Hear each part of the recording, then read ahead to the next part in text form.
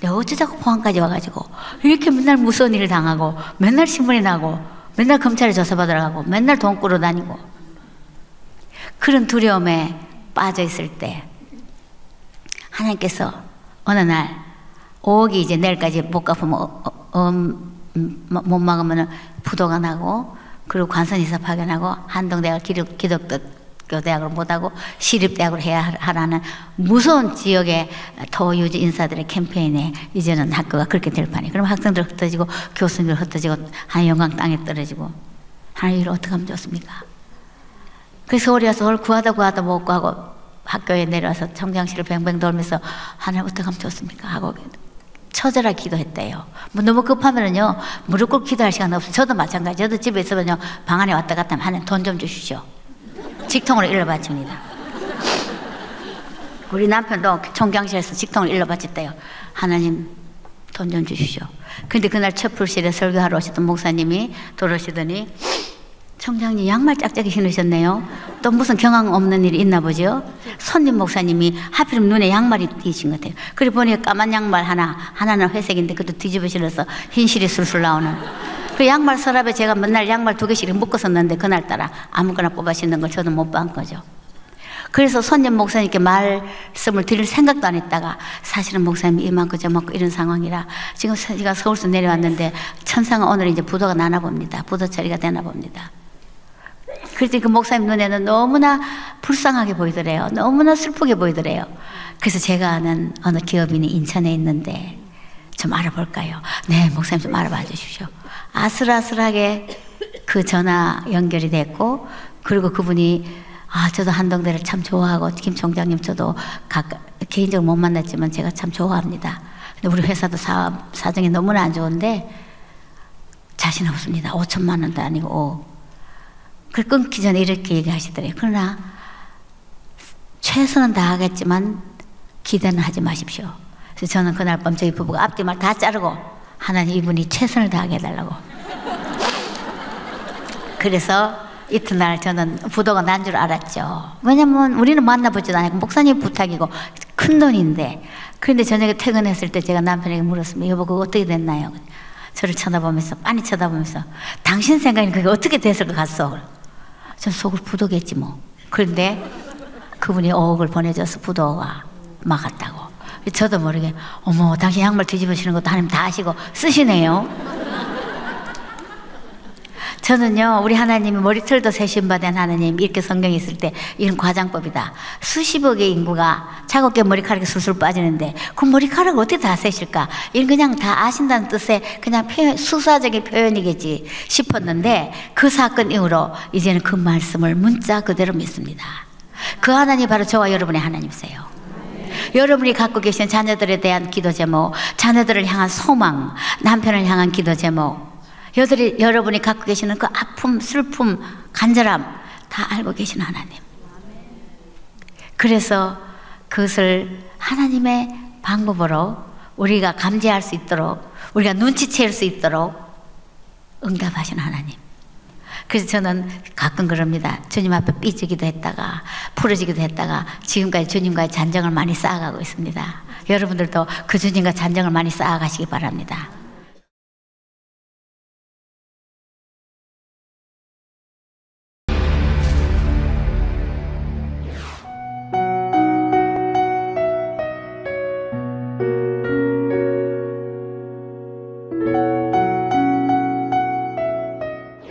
요즘 리더십이라는 단어를 다들 너무나 익숙하게 듣고 또 말하고 또 우리 자녀들이 그 리더십을 발휘하기를 원합니다. 그래서 우리가 교육을 시키고 그렇게 모든 정성을 쏟아붓죠. 그런데 단적으로 리더십이란 뭔가 정의를 내린다면은 리더십은 어떤 위치가 아니고 지위가 아니고 영향력입니다. 또 리더십이란 본이 되는 삶을 말합니다. 그렇다면 우리 자녀들에게 최고의 영향력을 끼칠 수 있는 사람은 부모밖에 없습니다. 물론 교사나 여러 또 주변에 영향력을 끼치죠. 사람은 만남으로 이루어지니까요. 옛날에 교육의 사조가, 교육 철학이 옛날에는 스파르타식으로 만드는 교육이었는데 또 그것이 변천이 돼서 교육 철학이 기르는 교육, 화초처럼 길러지는 거다.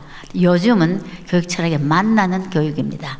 누굴 만나느냐에 따라서 우리 인생이, 우리의 삶이 영향력을 받게 되는데, 그 중에 선택하지 않고 눈 뜨자마자 만나는 최초의 만남은 부모님입니다.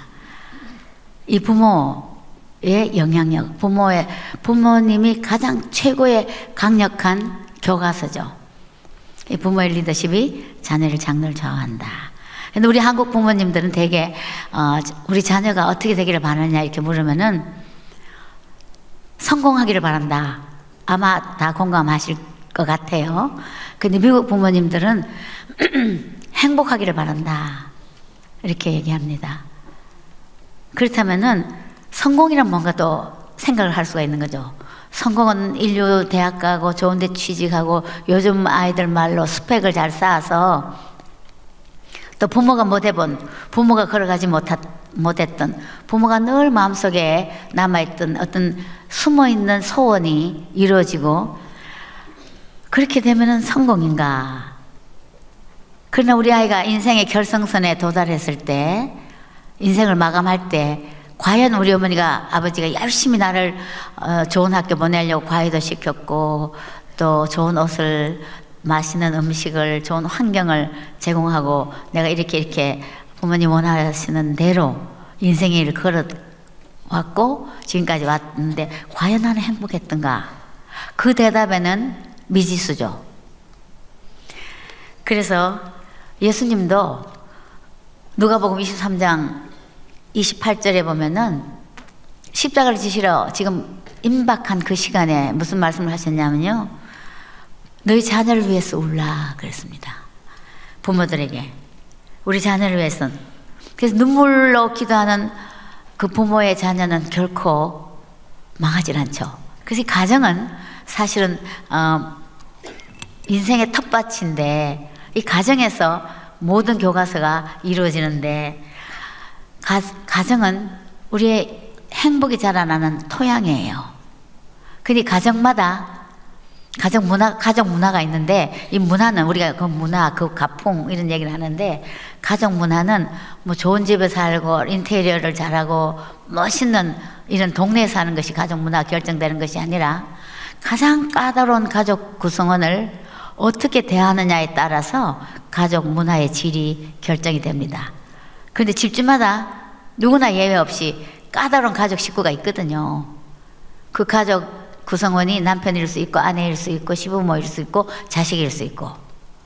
근데 건강한 면역체를 가진 한 구성원이 있다면은, 특히 오늘 어머니 기도회에 어머니가 있다면은, 아내가 있다면은 그 까다로운 가족을 어떻게 대하느냐에 따라서 정말 진정한 가풍, 가족 문화의 질이 결정이 되죠. 그리고 역설적으로 또 까다로운 가족을 통해서 우리는 건강한 면역체가 생깁니다. 성경에도 보면은 철이 철을 날카롭게 하듯이 친구의 얼굴을 빛나게 한다고. 부부간에 만났을 때 저는 가끔 얘기합니다. 너무 다른 남편과 아내가 만났다. 저도 저 역시 그랬거든요. 그러면 적수끼리 만났다. 남편은 아내를 통해서, 아내는 남편을 통해서 마모되어 가고 연단되어 가고, 그리고 그리스도의 형상을 빚어가는 그런 교과서로 주님이 주신 거죠. 그래서 저는 오늘 이 시간에 그 건강한 면역체를 가진 어머니가 자녀를 살린다, 그런 얘기를 하고 싶은 거예요. 그러면 가족을 살리는, 자녀를 살리는, 자녀의 장래를 좌우하는, 영향력을 발휘하는 본이 되는 삶을 살 수 있는 비결이 뭔가? 그렇게 할 수 있는 어머니의, 아버지의 역할의 비법, 비결이 어디 있는가? 그것은 그리스도 안에서 자기 존재를, 그 존재 가치를 발견한 부모라야만 자녀에게 건강한 자존감을 키워줄 수 있습니다. 그 자존감, 갑자기 자존감 단어가 나왔는데요. 이 자존감이란 자기 스스로 존귀하게 여기는 마음이거든요. 나는 참 소중한 존재다. 난 참 귀한 존재다. 그런데 우리네 교육이 일변도를 몰고 가면서 공부 잘하면 효자고, 못하면 불효고, 공부 못하면은 호적에서 빼내겠다고 가끔 협박을 하는 부모님도 저 역시도 마찬가지고 우리에게는 그런 약점이 있습니다. 그런데 하나님 우리를 창조하실 때 영과 혼과 육으로 창조하셨는데 이것은 어떻게 학문과 지식만 우리 자녀에게 효자의 가름을 할 수 있겠습니까? 우리는 부모가 반드시 우리 아이에게 영적 주소를 체크해야 되고 우리 아이의 감정적인 면을 체크해야 되고 또 육신적인 필요도 채워줘야 되는데 우리는 어쩌면 치우쳐서 일방적으로 가지 않는가. 그래서 건강한 자존감이란 내 마음이 행복해야 되는데 그 자존감을 형성하는 요소가 대개 학자들이 한 3가지로 둡니다. 소속감, 자기의 가치, 자신감.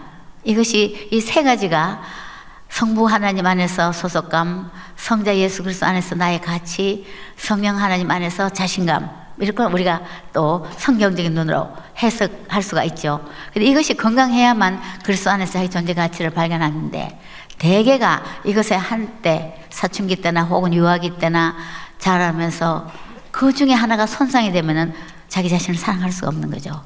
우리 자녀들, 우리가 다 자녀가 다 있는데 우리 자녀들에게 우리 부모가 정말 건강한 난 누군가, 나는 정말 하나님 안에서 참 존귀한 자다, 소중한 자다, 남편의 지위가 어떻든 돈이 있든 없든 내가 건강하든 건강하지 않든 내가 정말 별로 보여줄 것이 없는 별 볼 일 없는 삶을 살고 있다고 혹시 그런 마음에 빠져 있는 사람이라 할지라도 그 문제가 아니라는 건 예수님 때문에 내가 하나님 딸이 됐다는 이 소속감, 영접하는 자, 곧 그 이름을 믿는 자들에게는 하나님의 자녀가 되는 권세를 주셨으니 이 말씀을 곰곰 생각해 보면은 보통 말이 아닙니다.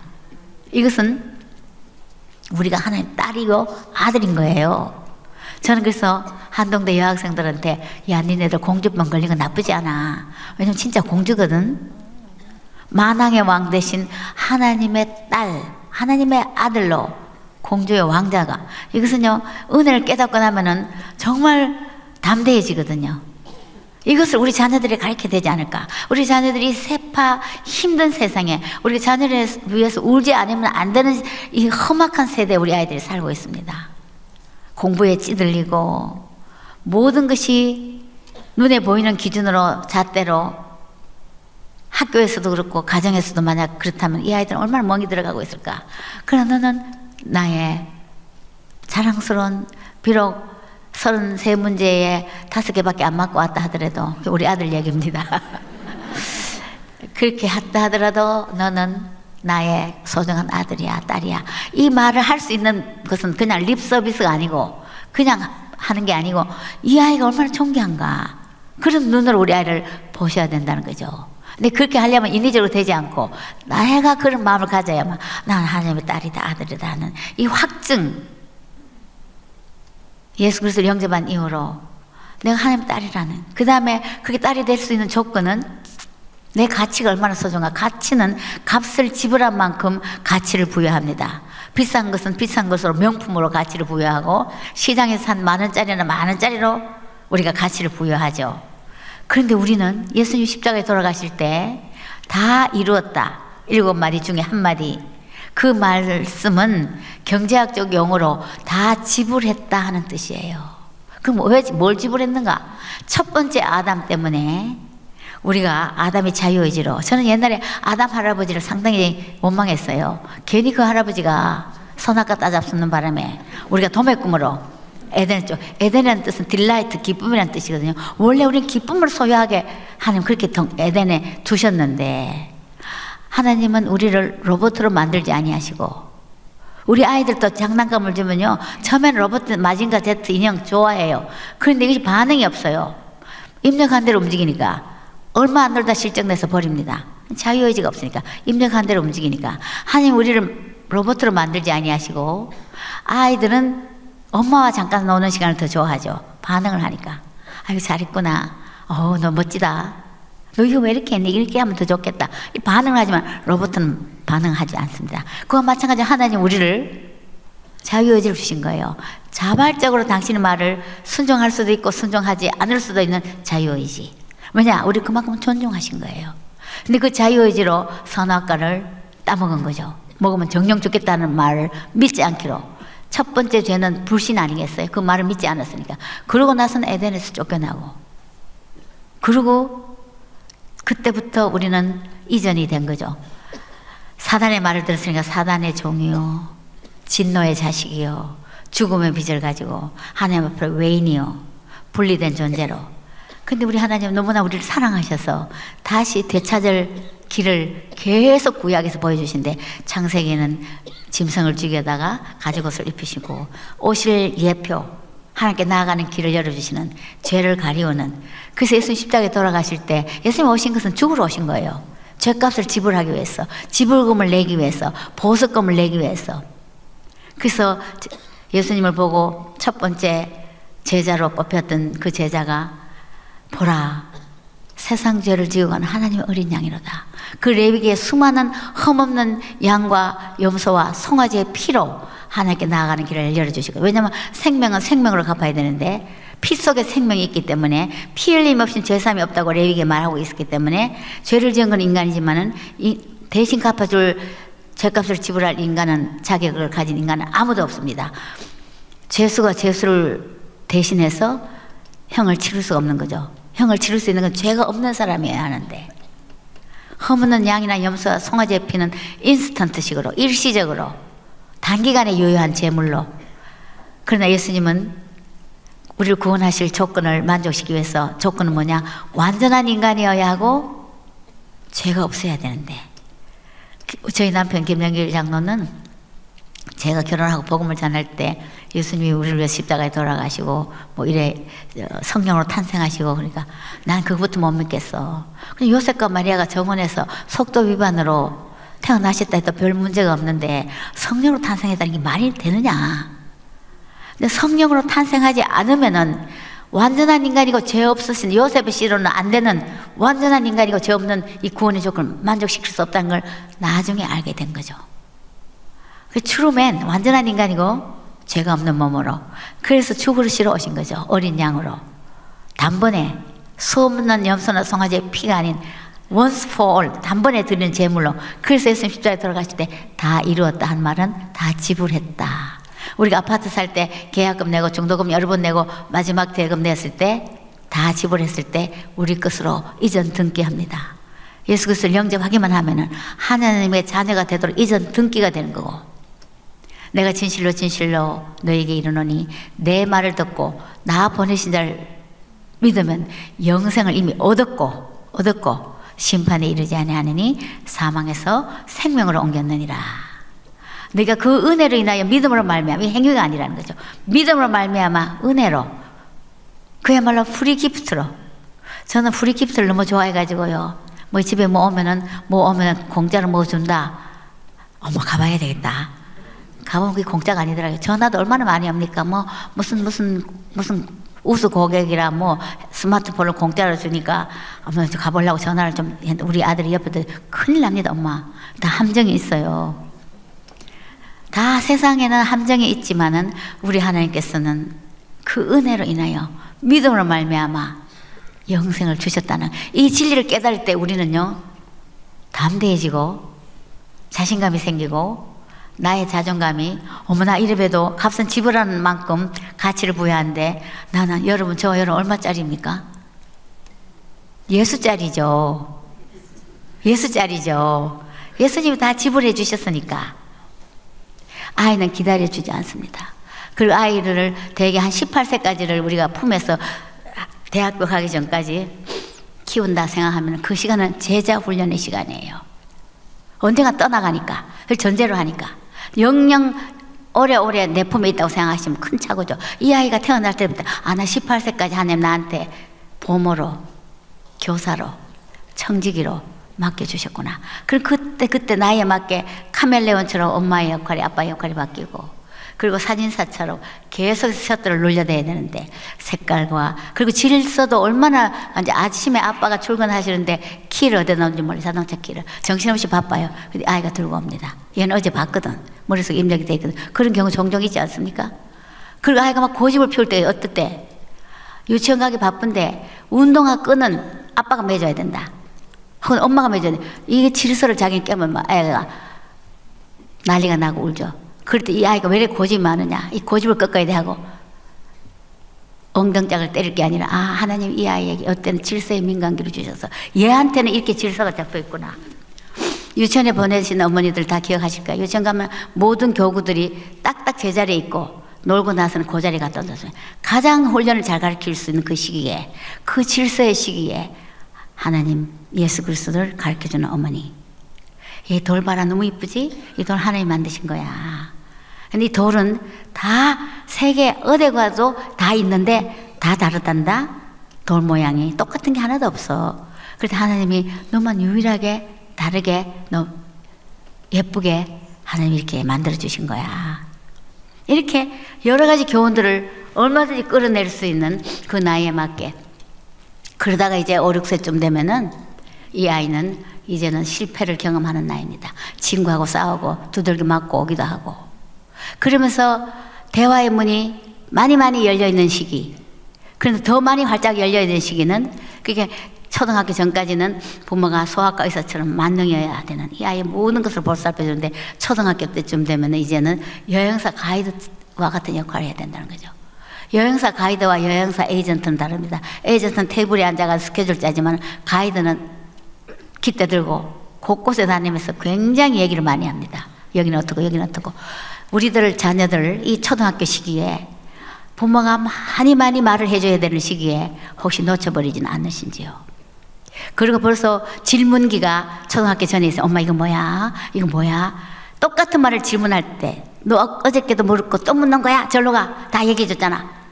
이렇게 하지 말고 똑같은 질문을 하더라도 계속해서 말해줘. 왜냐면 이걸 늘 생각해. 이런 시기는 다시는 돌아오지 않는다. 얘와 나의 이런 관계는 다시는 돌아오지 않는다. 계속 물어야 되는 거죠. 계속 대답해야 되고. 여행사 가이드처럼.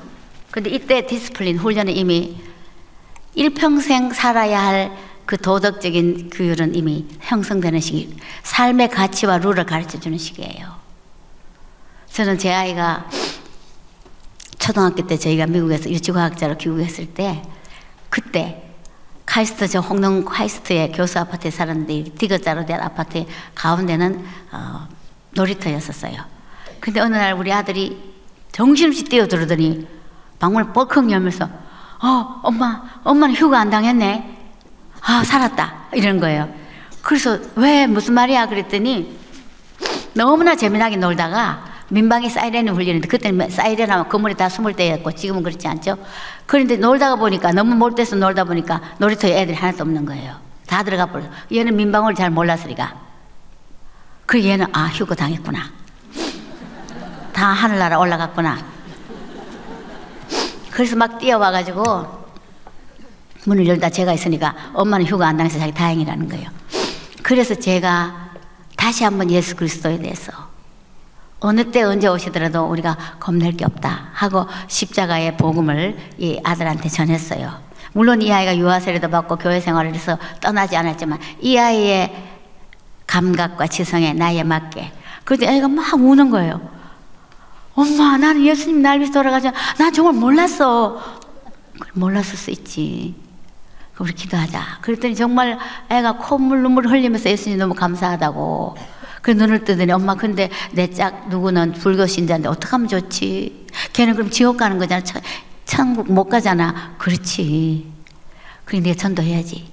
얼마 후에 이 아이가 울고 돌아서 두들겨 맞고 엄마 내 짝한테 너 예수 안 믿으면 지옥 간다. 너 예수 믿어야 된다. 그랬더니 재수없다. 그러면서 뭐 벽에 세워놓고 얼마나 때렸는지 우리 아들이 받았던 최초의 핍박이었습니다. 우리가 호시탐탐 시시때때로 이 아이의 영혼의 주소가 어디 있는지. 또 한 번 우리 아들이 막 뛰어왔어요. 뛰어왔는데 엄마 큰일 났어. 우리 야구 시합을 했는데 아까 디귿자 건물이기 때문에 이 아이들이 놀이터에서 야구 시합하면 항상 1층에 어느 집 창문이 깨지는 거예요. 근데 그 댁에는 할머니가 무서운 할머니가 계셨어요. 엄마 내가 유리창이 또 깨져서 막 도망가다가 뒤를 돌아봤더니 그 미애 할머니가 나 눈이 마주쳤어. 그래서 나 안 던졌거든. 근데 할머니가 날 봤어. 나 너무 무섭다는 거예요. 그 너도 놀았지? 자기 놀았대요. 그치만 자기가 안 던졌대요. 그래도 네가 던졌으니까 너도 공범이다. 가서 미안하다고 용서해달라고 사과하러 가자. 나는 싫다고. 엄마 난 그 할머니 너무 무서워 싫다고 막 뒤로 빼는 거예요. 그래도 이건 해야 돼. 그리고 데려가서 문 앞에 세우고 저는 숨었어요. 얘가 막 덜덜 떨면서 배를 눌렸죠. 배를 눌리고 할머니가 나오셨어요. 아, 너 왜 왔니? 할머니 너무 미안합니다. 죄송합니다. 유리창이 또 깨졌어요. 내가 다 봤는데 네가 공 던지지 않은 거 내가 봤는데 아이고 기특하기도 해라. 네가 왔구나. 얘가 이제 용서를 받은 거죠. 그러고 나가서 엄마 할머니가 나 안 던진 거 알고 나 용서해 주셨어. 그때 제가 예수님 사진을 찍었습니다. 수도 없이 우리가 잘못해도 고백하기만 하면은 미쁘신 하나님께서 용서해 주신단다. 그런 하나님이 우리 하나님이야. 이렇게 우리는 하나님께서는 우리 삶 속에 보호가 있습니다. 예수 그리스도를 가르칠 수 있는 교과서가 산재해 있는데 우리가 얼마나 많은 때를 놓치는지. 여러분, never to be late. 절대 늦는 법이 없기 때문에 여러분 자녀들이 초등학생인지 혹은 학년 전인지 점검하시면서 열심히 아이들이 집에 올 시간에 집에 계시면서 대화하시면서 질적인 시간을 보내면서 리더십은 선택입니다. 리더십은 책임이 따릅니다. 우리에게 맡겨주신 이 본을 보이는 시간, 사진을 예수 그리스도 사진을 찍는 이 시간을 소홀히 하면 안 된다는 거죠. 그럼 우리 직무유기입니다. 우리한테 하나님 자녀를 주셨는데 우리가 다른 일로 바삐 지나고 이 아이들을 흙덩이로 굳어지도록 방치하지는 않는지요. 또 이제 사춘기 중학교에 이제 들어가면은 부모의 역할은 이제 운동 코치, 뭐 축구라면 축구 코치의 역할로 변합니다. 우리 아이들은 벌써 경기장에서 뛰고 있습니다.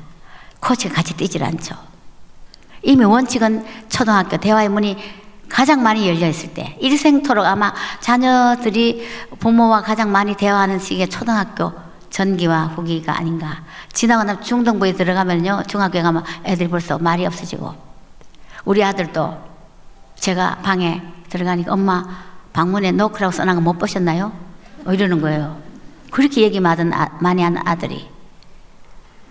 그리고 제가 아들하고 좀 대화하고 싶어서 방을 슬 들어가지고 옆에 앉았더니 왜 들으셨어요? 아니 네 방에는 에어컨이 들어있고 딴 데 다 틀려니까 전기값 나가잖아. 내가 시원한데 좀 이따가 나가면 안 될까? 그랬더니 정글씨 혼자 계세요. 나가는 거예요. 이제 사춘기가 되면 대화의 문이 닫힙니다.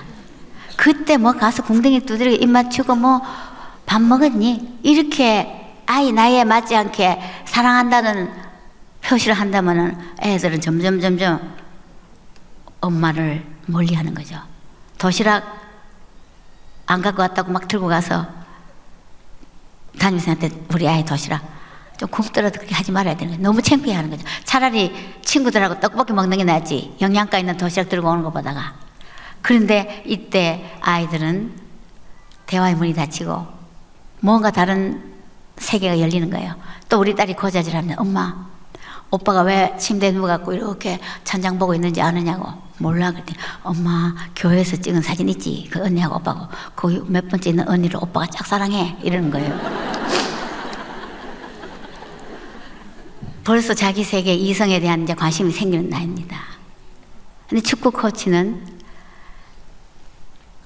예의주시합니다. 발장을 끼고 선수가 잘 뛰나 안 뛰나. 그래도 하프타임 시간에 아주 짧지만은 강력한 영향력 있는 메시지를 전하는 것이 코치의 역할입니다. 그렇게 말을 많이 할 필요가 없거든요. 사춘기에 대화의 문이 닫혔을 때 그렇게 너무 말 끌어내려고 말 좀 해봐 이렇게 하실 필요가 없이 아 하나 이렇게 창조하셨다. 얘는 이런 시기를 지나가고 있구나. 그럴 때도 쿨하게 엄마는 그냥 조금 한 발 뒤에서 보면서 결정적인 시간에 말해 주는 거죠. 저는 우리 아들이 짝사랑하는 아이를 쳐다보고 천장을 한다는 고자질에 이 아이한테 성교를 어떻게 시켜야 될까 생각을 하다가 그때 영화 아이젠하워 대통령의 전기 5부작을 하고 있었어요. 그때 우리가 UCLA 교환교수로 가 있을 때였기 때문에 미국에서 얘기입니다. 얘가 그때 중학교 2학년이었죠. 그걸 제가 한번 봤는데 너무나 아름다운 성교육에 좋은 교재예요. 그래서 다음에 그걸 한 번 더 한다고 자막이 나오길래 우리 아들 보고 같이 보자 그랬어요. 거기 보면은 2차 대전 사령관이었던 아이젠하워 대통령이 영국 육군 사관학교를 나온 부관 여성, 이 실화 얘기입니다. 부관 여성이었는데 서로 적지에서 생사를 모르는 그런 무서운 상황 속에 서로 흠모하는 사이였었어요. 특히 부관은 이 사령관을 존경하고 사랑하고 이 또 사령관도 사랑스러운 부관을. 그런데 갑자기 폭격이 일어나면서 동화관제하는 벙커에 사령관만 들어가는 벙커에 급히 이 부관을 데리고 피신을 합니다. 불이 깜깜한데 이 아이젠하워 사령관의 손이 눈이 이제 이 여성을 이제 좀 타치하려고 심상치 않은 이제 장면이 막 벌어지려 그러죠. 그랬을 때 아이젠하워 장군이 그냥 손을 내립니다. 아무 일도 일어나지 않았어요. 그리고 영화의 장면이 바뀌고 대통령으로 미국 대통령으로 당선되고 난 뒤에 그 취임식에서 기가 막힌 파티가 일어날 때 저쪽에서 그 아주 아름다운 이브닝 드레스, 파티 드레스를 입은 여성이 나타나고 이 아이젠하워 대통령 급히 여러 사람들하고 얘기하다가 이 여인을 발견하게 되죠. 그리고 매미 여사는 자리를 피신해 줍니다. 그때 이 두 사람이 다가옵니다. 그래서 축하한다고, 별 말이 없어요. 축하한다고, 땡큐, 그걸 끝이에요. 그리고 화면이 둘이 이렇게 멀어지면서 영화 끝이. 제가 그걸 보면서 너무 아름답지 않니? 누구를 좋아한다는 것은 하나님 주시는 내추럴한 자연적인 마음이다. 그리고 상황 속에 얼마든지 범죄할 수 있는 세팅, 상황이 있다. 그러나 보이지 않는, 깜깜한 밤이지만 보이지 않는 하나님 시선을 의식하면은 범죄하지 않는다. 그리고 결혼 전에, 혼전에, 결혼 후에 몸과 마음을 깨끗하게, 우리는 그리스도의 신부로 단장해야 되는데 깨끗하게 단장하면은 가정도 깨지지 않고. 그러면서 이런 얘기를 했더니 우리 아들이 나중에 대학 졸업하고 이래요. 자기가 좋아하는 여자 하나가 있었는데 손 한 번 못 잡아가지고 헤어졌대요. 엄마 때문이래요. 그리고 친구들이 손도 좀 잡아보고 뽀뽀도 했었으면 걔가 안 달아났을 텐데. 그리고 별명이 모공해다. 그러나 마땅히 행할 바를 아이에게 가르치라. 그러면 늙었어도 그것을 떠나지 아니하리라. 이 혼탁한 세상에, 여러분 영화를 보면 얼마나 기가 막힌, 그야말로 이 포르노가 판치는 인터넷에 우리가 어떻게 교육해야 될 것인가. 우린 거룩한 세마포를 입은 신부로 우리 아이들 키워야 되는데 우리 자녀를 위해서 울 때가 된 겁니다. 울어야 돼요, 이 험악한 세상에. 그래서 우리 아들은 특별히 연애 한번 해보지 못하고 결혼해서 두 아이의 아빠로 너무나 잘 살고 있습니다. 그걸 지금은 고맙게 생각하죠. 누굴 좋아한다는 것을 막을 수가 없어요. 좋아할 수 있어요, 얼마든지. 그 사춘기 때, 청년기에. 그러나 결혼을 할 사람인가 아닌가에 대해서 항상 염두를 두고 상처 주지 않는 행동을 해야 된다. 상대방에게 상처 줘서는 안 된다. 언제 만나도 담백한 만남이 될 수 있도록. 결혼을 한다면은 괜찮은데 안 했을 경우에 얼마나 숨고 싶고 아픈 상처가 나오면 안 된다. 그걸 조심해야 된다. 제가 그렇게 가르쳤죠. 그뿐만 아니라 또 사춘기 때 우리 아들이 시험만 보면은 초저녁부터 자는 거예요. 보통 때는 이 방 댕겨 저 방 다니고 밤늦게까지 안 자는 아이가 시험 기간 되면은 초저녁부터 자는 거예요. 이불 덮고. 근데 왜 자니? 그래. 한밤중에 일어나서 공부할 거래요. 그리고 또 엄마 나도 좀 볼도 찍고 이렇게 해가지고 공처럼 잡아 당기게 돼서 자기 공부 안 할 때는 좀 야단 좀 쳐주래요. 정말 그래 줄까? 그래 해달래요. 그래서 제가 확 입을 제껴. 너 초저녁부터 잘 거냐? 일어나? 막 무섭게 경찰관처럼 며칠 그랬더니 자 그거 안 한대. 이제 그만하래요. 그럼 독서실 좀 끊어달래요. 독서실 표를. 독서실 끊어줬죠. 그래서 수요 예배 끝나고 저희 부부가 독서실로 찾아갔습니다. 이제 집에 데려오려고. 그랬더니 지키는 아저씨가 아래층에 내려가 보시라고. 가봤더니 열심히 장기를 두고 앉은 거예요. 현장법을 그곳에서 잡을 수가 없어서 그럼 너무 무안할 것 같아서 우리 부부가 집에 왔죠. 통행금지 다 돼서 집에 왔는데 공부 열심히 했냐? 머리에 쥐가 나도록 했대요. 이걸 어떻게 하면 좋겠느냐? 이걸 어떻게 하면 좋을까? 근데 그 다음날 학교 갔다 와서 또 자는 거예요. 초저녁부터. 그 온 방바닥에 책을 다 퍼뜨려 놓고 책상 위에 놓지도 않고. 그래서 제가 이제는 요즘 아이들 문제로 뚜껑이 열린 거예요. 입을 확 제끼고 일어나. 좀 일어나. 그러면서 막 야단치기 시작했죠. 왜 시험만 보면 이렇게 저녁부터 자며? 너 그래 저녁에 밤새 일어나지 않았냐? 아침부터 자지 않았느냐? 너 시험 도대체 어떻게 본 거냐? 너 엄마한테 이렇게 좀 닥달을 받게 해달라고 얘기했다. 너 취소했지만 나 취소 못하겠다. 일어나. 막 야단치면서 저도 모르게 막 자녀를 훈계하되 낙심치 말 정도로 해야 되는데 제가 그날 완전히 이 아이 자존감을 떨어뜨리는 거짓말쟁이로 도둑으로 모는 그런 무서운 얼굴로 야단을 치기 시작하니까 우리 아들이 막 울기 시작하더니 너무 자기도 어기지 않을까 손에 쥐가 나더라고요. 그 쥐가 나 막 울면서 엄마 난 구제불능이에요. 엄마 몰라서 그렇지 나 거짓말도 얼마나 잘한다고요. 그리고요 우리 남학생 현대고등학교 다녔습니다. 그때 남학생 770명 중에 나 몇 등인지 아세요? 550등 560등 3과목 2과목만 보면 잘하는데 17과목 다 보면은 자기는 끝으로 돈대요. 그래서 자기는 희망이 없다는 거예요. 난 희망이 없다고. 그러니까 제가 너무 놀래가지고 금방 무서운 얼굴 하다가 격려하라는 원리를 실천하려고 칭찬하려니 칭찬할 것도 없고 애는 손에 쥐가 나고 정말 어떻게 할 수가 없는 거예요. 그래서 제가 주님께 SOS 쳤으면 주님 이럴 때는 어떻게 해줬습니까? 주님 저한테 지혜를 주셨어요. 예, 사실은 너만 구제불능이 아니고 엄마도 구제불능이란다. 엄마가 이 나이가 되도록 정말로 죄와 싸울 때 피 흘리기까지 대항하며 싸워야 되는데 엄마 지금도 그 싸움이 피가 철철 흘리는 싸움이 수도 없이 실패하는 싸움이 나한테 있단다. 특히 내 나이 때, 너 나이 때는 엄마가 외할머니한테 연보 받아가지고 교회 갈 때 요즘 말하면 만약에 1,000원을 받았다면 500원만 내고 500원 사탕 사 먹고 그런 얘기들을 한 거죠. 그리고 나 자신을 좀 더 돋보이려고 10가지 얘기하면은 되는데 9가지만 얘기하고 내가 실수했는 거 1가지 빠뜨리고 그것도 엄밀한 면에서는 거짓말이거든. 인정받고 싶어 하고. 근데 하나님이 아담을 창조하셨을 때는 이 하나였었는데 그때는 그리스도 사랑 안에서 하나님 사랑 안에서 하나였기 때문에 인정을 받고 있었기 때문에 사랑받고 있었기 때문에 하나가 되었기 때문에 아무 문제가 없었는데 아담이 죄 짓고 난 뒤로 분리가 되고 난 뒤에 인간은 이면적인 양면적인 마음이 있다. 다시 하나님께 돌아가고 싶은 마음과 달아나고 싶은 마음. 돌아가고 싶은 마음이 뭐로 표출이 되냐? 인정받고 싶은 마음. 누구나 인정받고 싶단다. 그래서 거짓말을 한단다. 엄마 아빠한테 잘 보이고 싶고 인정받고 싶고 그 원죄 때문에 헐벗은 마음 때문에 남편은 아내에게 아내는 남편에게 선생님에게 상관에게 후배에게 다 인정받고 싶어 이 갈증이 있단다. 그 원죄 때문에. 근데 예수 그리스도 알면 그게 얼마나 자유한데 인정을 해주든 안 해주든 명예가 높든 낮든 근데 그렇단다. 그리고 엄마는 지금도 주님 앞에 예수 그리스도가 아니고는 설 수가 없다. 그 은혜가 아니고는 용서받을 게 없는 죄인인 것을 엄마는 인정한다. 그럴 때 이 아이가 너무나 눈이 바짝 뜨면서 엄마도 그랬어요? 내 나이에. 그럼 그랬지. 그래서 예수님 돌아가셨잖아. 예수님 사진을 찍었습니다. 그랬더니 아이가 위로를 받는 거예요. 그러면서 믿음의 키가 같이 자라는 거죠. 그래서 둘이 붙들고 기도. 그전에는 야단치고 나면 둘이 저는 아이들을 훈계하려고 네가 먼저 기도해. 이것은 하나님께 기도보다 얘한테 이실 짓고 와. 이 회개를 강제적으로 뽑아내려고 너부터 기도해. 기도가 너무나 얘도 화가 덜 풀렸으니까 기도도 간단하게 하나님 잘못했습니다. 이런 다시 해. 제가 이런 엄마였었어요.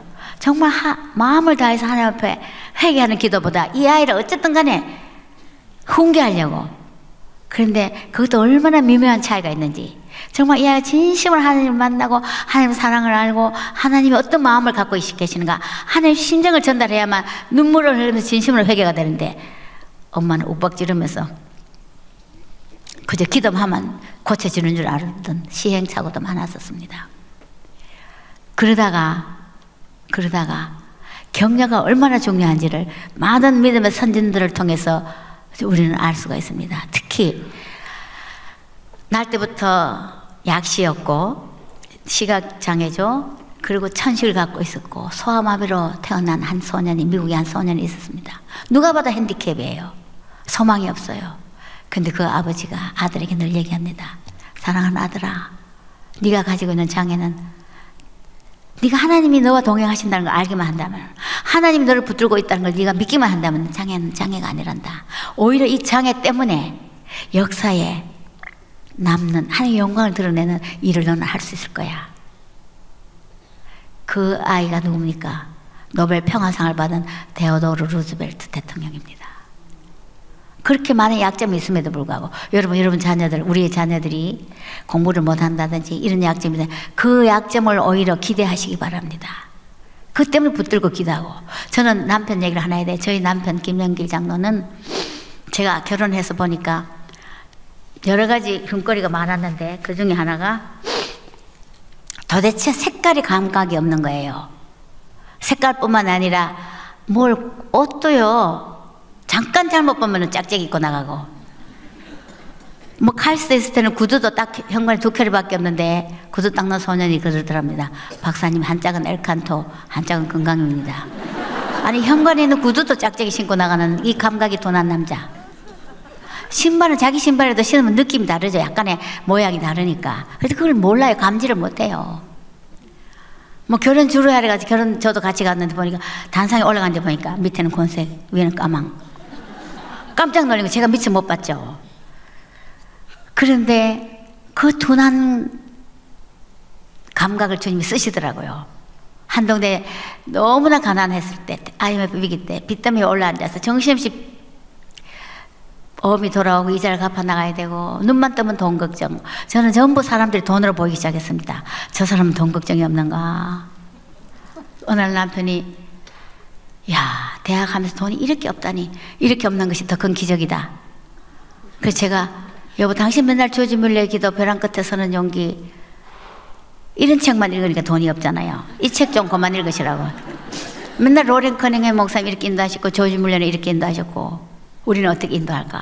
과학자니까 무슨 분석하듯이 그러는 거예요. 그리고 아침에 새벽에 서재에서 큐티하고 기도할 때 보면 맨날 손 들고 천부 여지 없어 손 들고 옵니다. 그래서 그 처음에는 은혜가 되는데 내내 부르니까 여보, 좀 다른 거 바꿔 부릅시다. 맨날 이런 상황이, 이 찬송만 자꾸 부르니까 이런 상황으로 계속 되잖아요. 그래서 나 이 찬송이 좋아. 네 가사를 바꿔야 되는데 가사 좀 잘못된 것 같아. 자꾸 부르다 보니까. 어떻게 해요? 주 나를 박대하시면 나 어디 가리가. 이게 잘못된 거야. 우리 주님 내게 온 자를 끝까지 내가 버리지 않고 끝까지 사랑하겠다 했는데 여기는 박대하시면 나, 우리 주님 우리를 박대하시는 분이 아니잖아. 나 그래서 성부 성자 성령 가사를 다시 바꿨다. 다시 한번 들어보려고 부르는 거예요. 천부 여지 없어서 손 들고 옵니다. 주 나를 박대하시면 대신에 주 나를 사랑하시니 참 감사합니다. 이제는 독생자 예수 주께서 영죽을 영혼을 보혈로 구해주시니 그 사랑 한없네. 3절은 나 성령 의지함으로 큰 권능 받아서 주 앞에 구한 모든 것 늘 얻겠습니다. 이 찬송이 교무회의 때마다 부르고 작년 은퇴할 때까지 불렀습니다. 저는 대신에 또 어떤 노래를 많이 찬송을 부르냐면 멀리 갔더니 처량하고 고나요 슬프고 또 외로워 정처 없이 다니니 내가 어쩌자고 포항까지 와가지고 이렇게 맨날 무서운 일을 당하고 맨날 신문이 나고 맨날 검찰에 조사받으러 가고 맨날 돈 꾸러 다니고 그런 두려움에 빠져 있을 때 하나님께서 어느 날 5억이 이제 내일까지 못 갚으면 못 막으면 부도가 나고 그리고 관선이사 파견하고 한동대학 기독교 대학을 못하고 시립대학을 해야 하라는 무서운 지역의 토유지 인사들의 캠페인에 이제는 학교가 그렇게 될 판이. 그럼 학생들 흩어지고 교수님들 흩어지고 하나님 영광 땅에 떨어지고 하나님 이를 어떻게 하면 좋습니까? 그래서 서울에 와서 구하다 못 구하고 학교에 내려와서 청장실을 뱅뱅 돌면서 하나님 어떻게 하면 좋습니까? 하고 처절하게 기도했대요. 뭐 너무 급하면은요 무릎 꿇고 기도할 시간 없어요. 저도 마찬가지. 저도 집에 있으면요 방 안에 왔다 갔다 하면 하나님 돈 좀 주십시오. 직통으로 일러 바칩니다. 우리 남편도 총경실에서 직통을 일러 바쳤대요. 하나님 돈 좀 주십시오. 근데 그날 첩풀실에 설교하러 오셨던 목사님이 돌아오시더니 청장님 양말 짝짝이 신으셨네요. 또 무슨 경황 없는 일이 있나 보죠. 손님 목사님이 하필이면 눈에 양말이 띄신 것 같아요. 그래 보니까 까만 양말 하나는 회색인데 그것도 뒤집어 신어서 흰실이 술술 나오는 그 양말 서랍에 제가 맨날 양말 2개씩 묶어서 넣는데 그날따라 아무거나 뽑아 신는 걸 저도 못 본 거죠. 그래서 손님 목사님께 말씀을 드릴 생각도 안 했다가 사실은 목사님이 이만큼 저만큼 이런 상황이라 지금 제가 서울서 내려왔는데 천상은 오늘 이제 부도가 나나 봅니다. 부도 처리가 되나 봅니다. 그래서 그 목사님 눈에는 너무나 불쌍하게 보이더래요. 너무나 슬프게 보이더래요. 그래서 제가 아는 어느 기업인이 인천에 있는데 좀 알아볼까요? 네, 목사님 좀 알아봐 주십시오. 아슬아슬하게 그 전화 연결이 됐고, 그리고 그분이 저도 한동대를 참 좋아하고 김 총장님 저도 개인적으로 못 만났지만 제가 참 좋아합니다. 근데 우리 회사도 사정이 너무나 안 좋은데 자신 없습니다. 5천만 원도 아니고. 그 끊기 전에 이렇게 얘기하시더래요. 그러나 최선은 다하겠지만 기대는 하지 마십시오. 그래서 저는 그날 밤 저희 부부가 앞뒤말 다 자르고 하나님 이분이 최선을 다하게 해달라고. 그래서 이튿날 저는 부도가 난 줄 알았죠. 왜냐면 우리는 만나보지도 않고 목사님 부탁이고 큰 돈인데. 그런데 저녁에 퇴근했을 때 제가 남편에게 물었습니다. 여보 그거 어떻게 됐나요? 저를 쳐다보면서 빤히 쳐다보면서 당신 생각에는 그게 어떻게 됐을 것 같소? 전 속을 부도겠지 뭐. 그런데 그분이 5억을 보내줘서 부도가 막았다고. 저도 모르게 어머 당신 양말 뒤집으시는 것도 하나님 다 아시고 쓰시네요.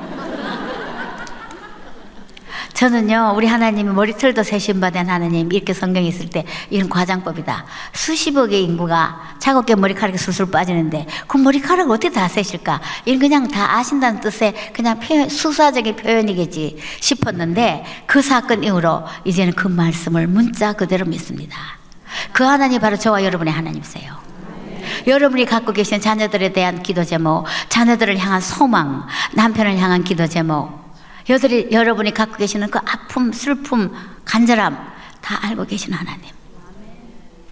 그래서 그것을 하나님의 방법으로 우리가 감지할 수 있도록, 우리가 눈치챌 수 있도록 응답하신 하나님.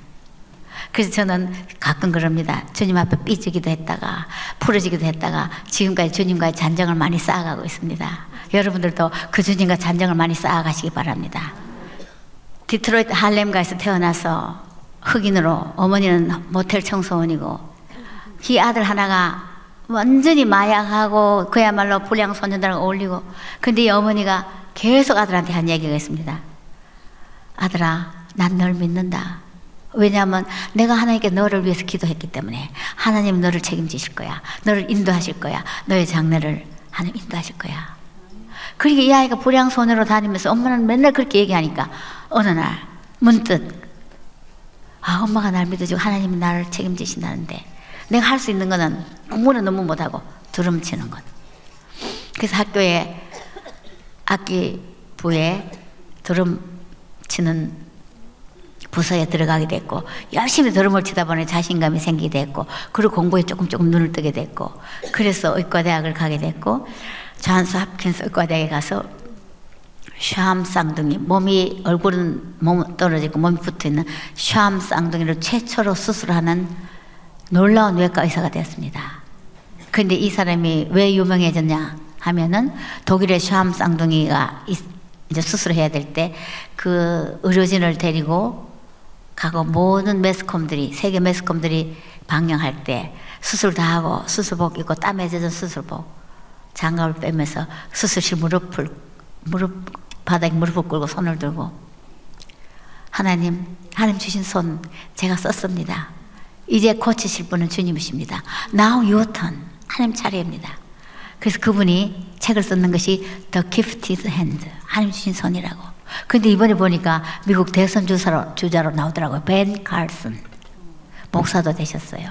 저는 뭐 그분이 그렇게 그 정치적인 건 아무 관심이 없고 그 어머니가 있었기 때문에 그 불량아로 전락하고 인생을 망칠 뻔했던 그 아들이 여기까지 올 수 있었던 것은 어머니의 기도, 어머니의 격려.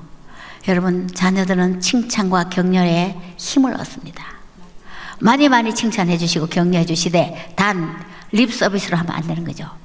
또 호되게 초등학교 때는 매를 아끼면 자식을 미워한다 그래서 초다를 아낀 자는 자식을 미워한다 그랬어요. 디스플린 훈련도 똑부러지게 해야 되는 거죠. 그리고 사랑해야 된다는 거죠. 이제 마지막으로 하나만 더, 대학생이 됐을 때 자녀가 어떻게 돼야 되는가? 부모의 역할은 친구로 변합니다.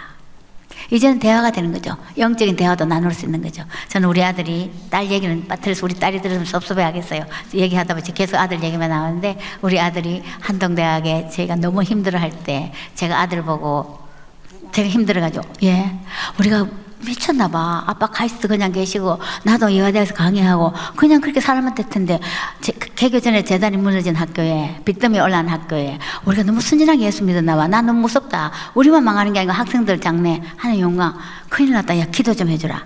아들한테 그래서 그때 우리 아들이 어깨에 손을 탁 안수기도 하더라고요. 하나님 우리같이 부족한 가정에 우리같이 연약한 우리들을 우리 어머니 아빠도 하나님 보시기에 연약하시겠지요. 그런데 하나님 기적이 일어나는 최전선에서 그 기적을 보게 하시니 너무너무 감사합니다. 그런데 우리 어머니는 아직도 친척, 본토, 아비 집을 그리워하니 우리 어머니 마음을 만져주십시오. 우리 아들이 저보다 나았었습니다. 그때도 정신이 번쩍던 거죠. 이제 자식을 통해서 하나님 음성을 듣게 되고 친구로 변하죠. 그리고 우리 아들이 저랑 새벽 기도 갔는데 우리 아들이 키가 좀 작거든요. 아버지보다 좀 작아요. 168. 그래서 제가 대학생인데 키가 얘가 이렇게 여학생 친구가 생기겠나 싶어서 기도 한동대 생기기 전 얘기였었습니다. 기도하러 같이 가서 기도할 때 우리 아들 기도할 때 키를 좀 키워달라고 손가락을 제가 잡아당기면서 당기도 하고 난 뒤 하나님 우리 아들 예수님 닮아서 지혜도 잘하고 하나님 보시기도 사랑스럽고 키가 할 때는 아주 큰 소리로 키를 좀 키워주시고 그게 요점이었거든요. 그랬더니 차를 탔는데 엄마 나 이제 엄마랑 창피해서 새벽기도 못 나오겠어요. 왜? 옆에 사람 다 들리게 엄마 나 키 키워달라고 기도하대요. 나 키 작으면 하나님 나 안 쓰신답니까? 그건 엄마의 영광이지 하나님의 영광은 무슨 관계가 있습니까? 그때부터 제가 키 키워달라 기도는 안 하게 됐고 우리 아들은 그걸로 끝이 나고 키는 그래도 장가도 잘 가고 잘 살고 있는 거 보면서 우리가 얼마나 많은 때 우리 자녀를 기도할 때 엄마의 영광 때문에 기도하게 되는지 하나님 마음으로 다시 한번 우리 자녀를 위해서 울며 기도할 때 우리 자녀들은 이 세대를 본받지 않고 마음의 변화를 받게 되고 하나님의 선하시고 기뻐하시고 온전하신 뜻이 무엇인지 분별할 줄 아는 자녀로 이 혼탕한 세상에 한 번 사는 세상에 리허설도 없는 리셋도 안 되는 반복도 안 되는 이 인생 가운데 우리 몸을 태어난 우리 자식들 하나님 앞에 아름답게 봉헌하면서 세속에 물들지 않는 하나님의 사람으로 키우는 책임이 저와 여러분에게 있습니다. 이제부터 우리는 자녀와 많은 대화를 하면서 질적인 시간을 보내면서 아름다운 영향력, 아름다운 본이 된 삶으로 교과서, 최고의 교과서에 교재를 보여주면서 같이 실수하고 같이 아파하고 같이 하나님 앞에 올려드리고 엄마도 이 수준밖에 안 돼서 너무나 엄마도 속상해 엄마 위해서 기도해달라고 이렇게 대화를 나눌 수 있는 관계로 그래서 우리 아이들이 아름다운 주님의 형상을 닮아가는 자녀가 됐으면 좋겠습니다.